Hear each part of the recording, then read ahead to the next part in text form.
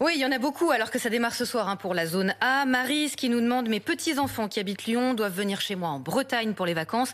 Est-ce possible? Oui. Aucune restriction de déplacement, pas de limite kilométrique cette fois-ci, si ce n'est le couvre-feu à 18h.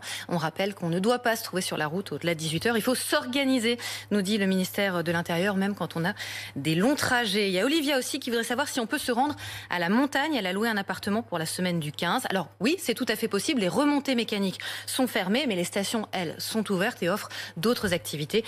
Allez respirer le bon air, comme disait le Premier ministre.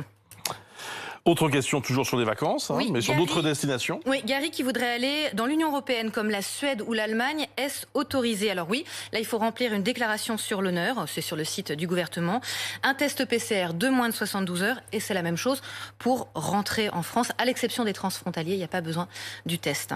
Bien. La Andorre maintenant, tiens, une question sur pareil. Andorre. Ouais, Christophe qui voudrait se rendre dans la principauté d'Andorre, c'est pareil, c'est considéré comme l'Union européenne, test PCR de moins de 72 heures. Il n'y a pas cette histoire de motif impérieux qui s'impose pour les autres pays. Maintenant, pour l'outre-mer, on reçoit beaucoup de questions de gens qui rêvaient de vacances au soleil. Laetitia nous dit qu'elle a réservé 15 jours en Guadeloupe à la fin du mois. Pourra-t-elle partir? Alors, on ne sait pas combien de temps vont durer ces mesures. Ça semble compromis. Voilà. Pour l'outre-mer, il faut un motif impérieux, donc d'ordre personnel ou familial, santé urgente ou alors professionnel qui ne peut être différé. Attestation dérogatoire plus justificatif.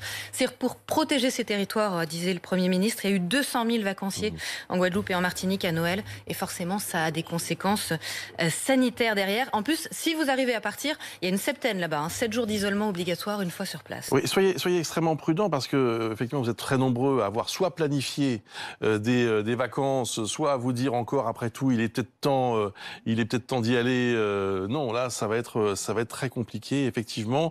Et on peut répondre d'ailleurs à la question d'une autre téléspectatrice, d'une autre internaute qui s'appelle Jessie et qui voulait absolument passer ses vacances au soleil. Ouais, alors que risque-t-il? De ne pas partir en fait, tout simplement. Si jamais vous n'avez pas de motif impérieux, qu'il soit familial, sanitaire ou économique, il y a des contrôles avant le départ. C'est la police de l'air aux frontières.